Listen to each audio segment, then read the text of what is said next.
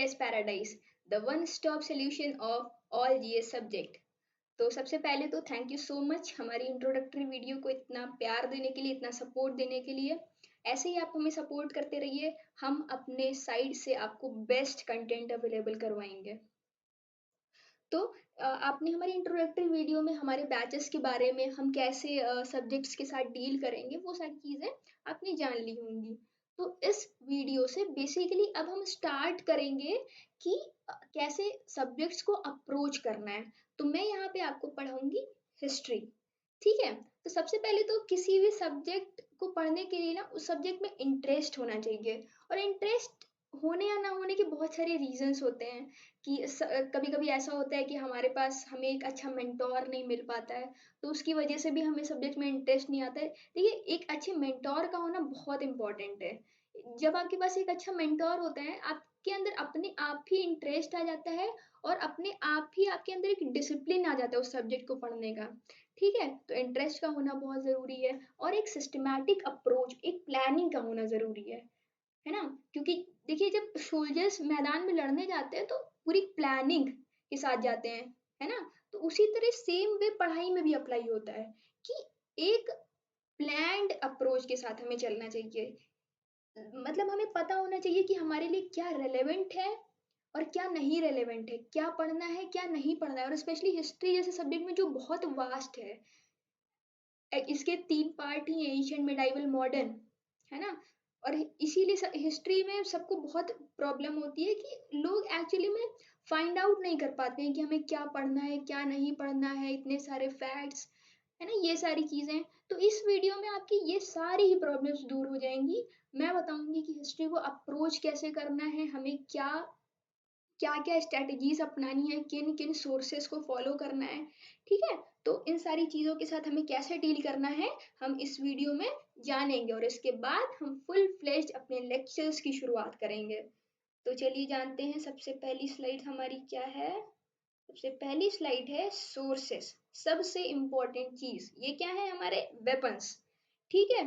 तो सोर्सेस के लिए हिस्ट्री को अप्रोच करने में सबसे इम्पोर्टेंट जो सोर्स है वो है हमारी एनसीईआरटी। मेरा पेन टैब वर्क नहीं कर रहा है, एक सेकेंड, रेड कलर चूज करते हैं, ओके, ठीक है। तो सबसे इम्पोर्टेंट सोर्स हमारा क्या है, एनसीईआरटी। बहुत प्यारी बुक है, बहुत प्यारी। मतलब बहुत सारे ऐसे एग्जाम्स हैं कि एनसीईआरटी की लाइन उठा के सीधे वहां से क्वेश्चन पूछ लिया गया है। सीडीएस में तो मैंने ये चीज बहुत बार ऑब्जर्व करी है कि एनसीईआरटी की लाइन से क्वेश्चन पूछ लिए जाते हैं। इतनी प्यारी बुक है, लगेगी देखने में कि कितनी पतली सी छोटी सी बुक है, लेकिन अपने आप में ही ये पूरी बुक नॉलेज का खजाना है। मतलब आप एक एक लाइन पढ़िए, एनसीईआरटी कितनी प्यारी लिखी हुई है कि मैं क्या ही बताऊं, मुझे बहुत प्यारी बुक लगती है। तो सबसे पहला जो आपका सोर्स होगा वो होगा एनसीईआरटी। वो भी आप न्यू प्रेफर करिए, न्यू वाली एनसीईआरटी, क्लास 6 से लेके क्लास 12 तक की, ठीक है। और एनसीईआरटी पढ़नी कैसे है, सबसे इम्पोर्टेंट चीज, एनसीईआरटी में कुछ मैप्स दिए होते हैं, ठीक है, मैप्स दिए होते हैं। मैप्स को आपको बिल्कुल भी नहीं इग्नोर करना है, बिल्कुल भी नहीं। अभी मैं आपको इंडस वैली सिविलाइजेशन पढ़ाऊंगी तो उसमें इंडस वैली की साइट्स दी हुई हैं। अगर आप वो क्या करेंगे, सारी साइट्स को एक पेज पे लिख लीजिए, और उन साइट्स के बारे में वहां पे लिख लीजिए। More than 75 to 80% question Indus valley civilization की साइट से आते हैं। और जो एनसीईआरटी में साइट्स दी हैं, आप सोच सकते हैं वो कितनी इंपॉर्टेंट साइट्स होंगी। तो ये है एनसीईआरटी का रेलेवेंस। और दूसरी चीज, उसमें कुछ बॉक्सेस दिए होते हैं, बॉक्सेस में कुछ इंपॉर्टेंट चीजें, डेफिनेशंस लिखी हों, वो बिल्कुल भी नहीं इग्नोर मारनी। और तीसरी चीज, क्वेश्चन मार्क। कभी कभी एनसीईआरटी में ऐसे कोई लाइन लिखी होगी, फिर लगा होगा क्वेश्चन मार्क, क्वेश्चन पूछा गया होगा, वो चीज आपको कवर करनी है, ठीक है। देखिए, अब आप कॉम्पिटेटिव लेवल पे हैं, तो कॉम्पिटेटिव लेवल पे पढ़ने के लिए आपको थोड़ा क्यूरियस होने की जरूरत है ना, थोड़ा अपने दिमाग को खोलने की जरूरत है ना। तो हर एक लाइन को पढ़िए, हर एक लाइन को समझिए और क्यूरियस बनिए, ठीक है। तो सबसे पहला सोर्स हमारा क्या हो गया, एनसीईआरटी। दूसरा सोर्स, लेकिन ये सोर्स पे कब आना है, जब आपकी एनसीईआरटी खत्म हो जाती है। दूसरा है एंशिएंट एंड मेडाइवल इंडिया, ये टाटा मैकग्रा हिल पब्लिकेशन की बुक है, पूनम दलाल दहिया मैम की। बहुत अच्छी बुक है, ये भी बुक बहुत अच्छी, मुझे पर्सनली ये बुक बहुत प्यारी लगती है, एकदम समझ लीजिए नोट्स के फॉर्म में बुक लिखी हुई है, सारी चीजें हाईलाइट है, ट्रस्ट मी अगर आप ये बुक ले लेंगे वर्थ इट है, बहुत प्यारी बुक है, लेकिन एनसीईआरटी खत्म करनी है। तीसरी चीज, मॉडर्न इंडियन हिस्ट्री, ये भी टाटा एंड मैग्रो हिल की ही बुक है, इसमें देखिए पहली बुक में आपको एंशिएंट एंड मेडाइवल दोनों मिल जाएगा और दूसरी बुक में आपको मॉडर्न इंडियन हिस्ट्री मिलेगी, ठीक है, दोनों ही एक ही पब्लिकेशन की है। ये दोनों ही बहुत प्यारी बुक हैं, बहुत प्यारी बुक हैं, पूरा एकदम नोट्स के फॉर्म में एकदम सुंदर सुंदर लिखा हुआ है। तो ये सोर्स, चौथा सोर्स है notes making. History without notes in my opinion is impossible. ठीक है, आपके पास अपने खुद के नोट्स होने चाहिए, और वो नोट्स कैसे होने चाहिए, जो सिर्फ आपको समझ आए, बेचने नहीं है नोट्स। इस पर्पज से नोट्स आप कभी मत बनाइए कि मैं जॉब में लग जाऊंगा फिर मैं अपने नोट्स को बेच दूंगा, नहीं। नोट्स वो बनाइए जो सिर्फ आपको समझ में आए, और उतना ही लिखिए जितनी की आपको नीड है, कोई जरूरत नहीं है कि कोई इंपॉर्टेंट पॉइंट है बट वो आपको आता है वो भी अपने नोट्स में इंक्लूड करें, बिल्कुल नहीं। ठीक है, कुछ आगे आने वाले वीडियोस में मैं आपको नोट्स मेकिंग के लिए भी बताऊंगी, लेकिन अभी छोटी छोटी चीजें बता दूं, मैं जैसे अपना पर्सनल बताऊं कि मैं अपनी नोट्स कैसे बनाती हूँ। जैसे फॉर एग्जाम्पल कि मेरा मतलब एक टॉपिक है अगर, तो अगर वो बहुत बड़ा भी टॉपिक है तो मैं मेरा हाफ पेज में वो नोट्स के फॉर्म में कवर हो जाता है। जैसे अभी मान लीजिए मुझे बॉय बनाना है, बॉय कहीं पे लिखा हुआ है, तो मैं बॉय के लिए कुछ नहीं करूंगी, मैं बॉय के लिए बस एक सिंबल बना लेती हूँ ये, ठीक है। और मान लीजिए गर्ल बनानी है, कुछ नहीं किया मैंने, यहाँ पे एक बिंदी लगा दी और ये गर्ल हो गई, ठीक है। मतलब अब ये क्या है, मतलब आप जो आपको चाहिए आप वो सिंबल यूज कर लेते हैं, ये मैंने अपना बताया कि अब ये क्या है, ये नोट्स सिर्फ मेरे हैं और ये मुझे समझ में आएंगे, है ना। तो नोट्स ऐसे बनाइए, है ना, ऐसा नहीं है कि अब मैंने 3 सोर्सेस इधर आपको बताए हैं और चौथा चौथा आपकी किताब बन के रेडी हो जाए, ये नहीं करना है। ठीक है, अब एग्जाम से पहले आप ये तो नहीं कर सकते कि आप तीनों बुक को अपने सामने रखेंगे और फिर चीजें करेंगे, नहीं कर सकते। तो आपके पास नोट्स होंगे, आपके लिए भी इजी होगा और कम टाइम में पूरा सिलेबस कवर हो जाएगा, ठीक है। अब आते हैं, ये सोर्सेस की बात हो गई, अब आते हैं दूसरी स्लाइड पे अपनी, एंड ये है PYQ प्रैक्टिस, बहुत इंपॉर्टेंट है, इसमें मैंने लेजीनेस करी थी, यहाँ पे लेजीनेस नहीं करनी है। देखिए सबसे इंपॉर्टेंट चीज है, जो ये कर लेता है ना, यही चीज मतलब समझ लीजिए आप, एक सक्सेसफुल कैंडिडेट और एक नॉन सक्सेसफुल कैंडिडेट में डिफरेंस का सबसे बड़ा रीजन यही है, ठीक है। देखिए PYQ प्रैक्टिस हेल्प कैसे करता है, एक तो सबसे इंपॉर्टेंट चीज ये करता है ना कि फिलिंग द गैप्स का काम करता है। जैसे अब देखिए बहुत सारी चीजें ऐसी होती हैं, वो चाहे किसी बुक में मिले, है किसी बुक में ना मिले, अब जब आप PYQ प्रैक्टिस कर रहे हैं ना, तो जो चीजें आपसे रह गई हैं, जो चीजें मिस हो गई, वो यहाँ पे PYQ से कवर हो जाती हैं, है ना। और दूसरी चीज क्या होती है, जितना ज्यादा आप PYQ लगाते हो आपको पता चलता है कि आपके लिए क्या रेलेवेंट है पढ़ना और क्या नहीं है रेलेवेंट, है ना। और तीसरी और सबसे इम्पोर्टेंट चीज, जब आप क्वेश्चन प्रैक्टिस करते हैं ना, जब आप टिक लगाते जाएंगे ना, बहुत सारे क्वेश्चन सही होते जाएंगे, बहुत अच्छा मोराल बूस्ट होता है, और ये सारी चीजें क्या करती है ना, आपके इंटरेस्ट आपको जगाने का काम करती हैं, है ना। तो PYQ प्रैक्टिस मस्ट है, बिल्कुल भी टाइम नहीं लगता, हम भी ये चीज करवाएंगे, but at the same time जैसे मैं आपको कोई टॉपिक पढ़ाया मैंने आज, ठीक है, तो आपको कुछ नहीं करना है, बस 15 से 20 मिनट लगेंगे, जाके उस टॉपिक से रिलेटेड आपको जितने भी क्वेश्चन जहाँ पे भी मिलते हैं, बस एक बार ट्राई कर लीजिए, ठीक है। ये हो गई PYQ की बात। फिर वीकली मॉक्स और रिवीजन, यहाँ पे सबसे पहले मैं रिवीजन पे आऊंगी, रिवीजन बहुत इंपॉर्टेंट है, बहुत इंपॉर्टेंट, स्पेशली हिस्ट्री जैसे सब्जेक्ट में तो बहुत इंपॉर्टेंट है, क्योंकि बहुत सारी चीजें हैं और हम कभी कभी कंफ्यूज हो जाते हैं, तो जब रिवीजन रहेगा तो ये चीज मतलब बहुत हेल्प करेगी। अब जैसे मैं बताऊं, जैसे हिस्ट्री में जैसे बहुत सारे लोगों को फैक्ट्स पढ़ने में या याद करने में दिक्कत होती है, डेट्स याद करने में दिक्कत होती है, देखिए जैसे एनसीईआरटी की आपने जब एनसीईआरटी देखी होगी तो उसकी जो टाइटल है उसका टाइटल है थीम्स, है ना। सोचिए मतलब मैं कभी भी सोचती हूँ जिन्होंने एनसीईआरटी लिखी है वो कितने इंटेलेक्चुअल माइंडसेट के हैं। थीम्स नाम ही उसको दे दिया, तो हिस्ट्री को मतलब पढ़ने का तरीका भी वही थीम्स फॉर्मेट वाला होना चाहिए ना, एक स्टोरी फॉर्मेट में पढ़ी है। मैं अपना सिंपल सा एग्जांपल दूं, अभी मैंने रिसेंट एक एग्जाम दिया था, उसमें क्वेश्चन आया था सैडलर कमीशन से रिलेटेड, सैडलर कमीशन के ईयर से रिलेटेड एक क्वेश्चन आया था। अब मुझे ये नहीं आता एग्जैक्टली कि इसका ईयर क्या है, बट मुझे सैंडलर कमीशन के बैकग्राउंड में क्या हुआ था, किससे रिलेटेड था, सारी क्रोनोलॉजी मुझे याद थी क्योंकि मैंने ये एक स्टोरी फॉर्मेट में पढ़ा था।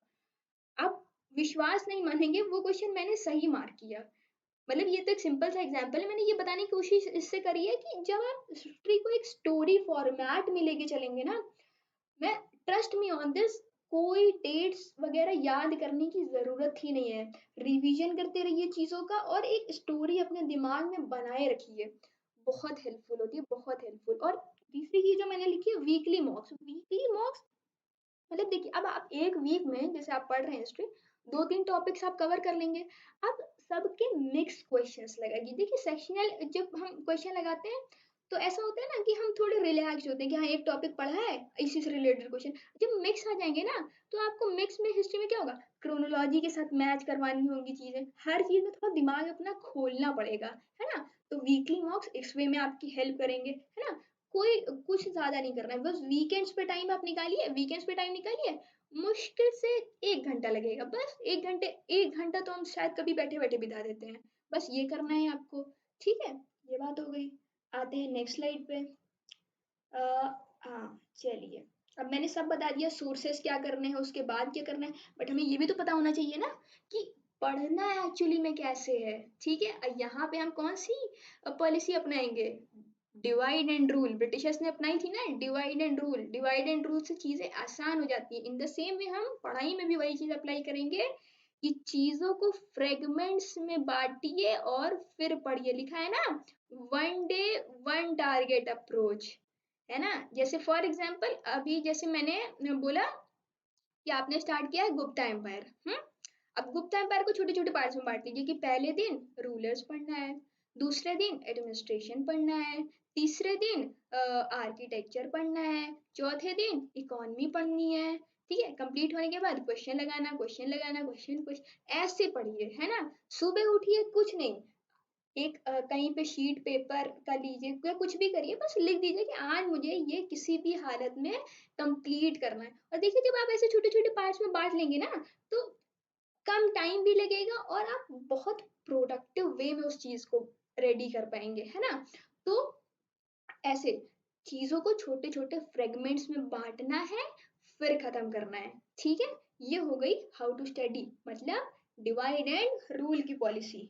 नेक्स्ट आते हैं सम एक्स्ट्रा टिप्स। हाँ, ये कुछ एक्स्ट्रा टिप्स हैं जो मतलब जनरल टिप्स हैं, ठीक है। तो पहली चीज, study history with passion and interest, सारे ही सब्जेक्ट के लिए पैशन और इंटरेस्ट तो होना ही चाहिए, है ना। अब देखिए मैं जब पढ़ाऊंगी तो आई कैन गारंटी हूँ आपको इंटरेस्ट आएगा। एट द सेम टाइम मैंने जो जो चीजें बताई, क्यूरियस बनना है ना। और क्यूरियस बन के चीजों को पढ़ना है, एक टारगेट के साथ पढ़ना है, एक सिस्टमैटिक अप्रोच के साथ पढ़ना है ना। दूसरी चीज लिखी हुई है, टाइम लो, आराम से पढ़ो। हाँ देखिए, इसका क्या मतलब है कि अभी अगर आप टाइम लेंगे, आराम से पढ़ेंगे, वो चीजें आगे बहुत हेल्पफुल करेंगी। किसी भी बिल्डिंग का क्या होना चाहिए, फाउंडेशन स्ट्रांग होना चाहिए, तभी तो वो बिल्डिंग मजबूत बनती है ना। तो अभी मैं बोलूंगी T20 प्लेयर नहीं बनिए, अभी टेस्ट प्लेयर रहिए, है ना। जितने बेटर टेस्ट प्लेयर बनेंगे T20 में तो अपने आप ही अच्छे हो जाएंगे, है ना। अभी आपने अगर अच्छे से पढ़ लिया तो आगे जब भी आप कोई भी पेपर देंगे, कुछ मत करिए, सिर्फ एमसीक्यू प्रैक्टिस करके जाइए, ऑटोमेटिकली वो पेपर अच्छा होगा। आराम से पढ़िए, थॉरोली, एकदम, कोई बिना टेंशन के, ठीक है। दूसरी, ये सबसे इम्पोर्टेंट चीज है, सबसे important, a good routine is really very important. Good routine में मैं बताऊं, जो सबसे इम्पोर्टेंट चीज जो मैंने फील करी है, वो ये होनी चाहिए ना, आपको अपने सोने का टाइम फिक्स करना है और उठने का टाइम। अगर आपने ये दो चीजें कर ली ना, ऑटोमेटिकली आपका डे पूरा रूटीन रहेगा। ऐसा नहीं करना कि किसी दिन 2 बजे सो रहे हैं तो सुबह 11 बजे उठ रहे हैं, किसी दिन 9 बजे सो गए तो सुबह 6 ही बजे, नहीं। देखिए, और आप भी खुद ही सोचिए कि ऐसे आप क्या, आपका डे प्रोडक्टिव हो सकता है, नहीं हो सकता है। ये सबसे इंपॉर्टेंट चीज होती है कि अपना सोने का टाइम आप फिक्स कर लीजिए और अपने उठने का टाइम फिक्स कर लीजिए, ऑटोमेटिकली आपका डे एक रूटीन में आ जाएगा, है ना। ये सबसे इम्पोर्टेंट। तीसरी, have a balance diet and avoid junk. ये शायद कुछ लोग इस पे हंसेंगे, and I totally agree, junk पूरी तरह से अवॉइड नहीं हो सकता, बट घर का बना दाल चावल का सेवन आपको डेली करना ही करना है।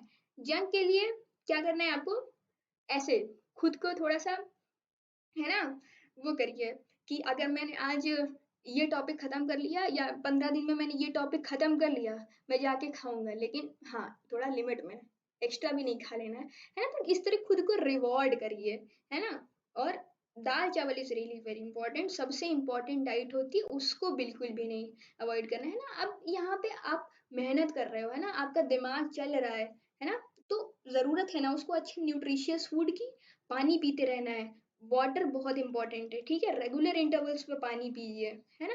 देखिए ये सारी छोटी छोटी चीजें हैं, लेकिन ये बहुत हेल्पफुल होती हैं, आपकी स्टडीज को कहीं ना कहीं बहुत ज्यादा इफेक्ट करती हैं। एट द एंड देखिए, अगर आपकी हेल्थ सही है ना, आप सब कुछ कर ले जाओगे। हम्म। और सबसे इम्पोर्टेंट चीज़ ये भी बहुत इंपॉर्टेंट है, फिजिकल एक्टिविटी को भी ज़रूर इंक्लूड करना है अपने शेड्यूल में। नहीं टाइम मिल पाता है, कुछ नहीं, शाम को घर का दूध लाना हो, घर की सब्जी लानी हो, आधे घंटे वॉक कर लीजिए, ठीक है। मैं अपना बताऊं, मैं एक टाइम ऐसा था, मैं जिम करती थी, अब तो फिलहाल नहीं करती। तो थकती थी मैं, है, थकती थी तो मुझे नींद अच्छी आती थी। अब नींद अच्छी आती थी तो क्या होगा, मेरा कंसंट्रेशन लेवल बेटर होता था, है ना। सोना बहुत, और एक मतलब एक अच्छी नींद लेना बहुत इंपॉर्टेंट है। ये एक तो आपके दिमाग को शांत रखता है, और दूसरी चीज आपके डाइजेस्टिव प्रॉब्लम्स आपको कम होती हैं, है ना। तो एक फिजिकल एक्टिविटी को भी इंक्लूड करना बहुत ज़रूरी है। ये बहुत माइन्यूट सी चीज़ें हैं, लेकिन बहुत हेल्पफुल है ना। ये सारी चीज़ हो गई।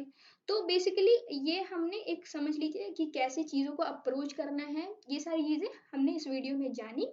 नेक्स्ट वीडियो से हम अपने एक टॉपिक की शुरुआत करेंगे, ठीक है। एक स्लाइड शायद मेरे पास और बची हुई, इसमें देख लेते हैं क्या है। हाँ, थैंक यू सो मच, फिर से मैं आपको थैंक यू बोलूँगी, बहुत प्यार दिया हमारी पहली वीडियो में, बहुत ज़्यादा। हम बहुत मेहनत करेंगे आपके लिए, बस ऐसे ही आपके सपोर्ट की नीड है। आज के वीडियो में आप हमें बताइएगा कहाँ पे हमसे कमियां रह गई, क्या चीज़ें हैं, हम उसको उसमें भी सुधार करने की कोशिश करेंगे। और ज़रूर हमारे वीडियो को आप लाइक करिए, शेयर करिए, सब्सक्राइब करिए। और कोई भी आपको प्रॉब्लम आती है, हम हमेशा अवेलेबल हैं आपके लिए। हमारे आप इंस्टाग्राम पेज को फॉलो कर लीजिए, और हमारे टेलीग्राम चैनल को ज्वाइन कर लीजिए। वहाँ पे हम आपको सारी ही पीडीएफ्स फ्री में एकदम प्रोवाइड करवाएंगे। सारी ही चीज़ें डिस्क्रिप्शन बॉक्स में आपको मिल जाएंगी। Thank you, thank you so much.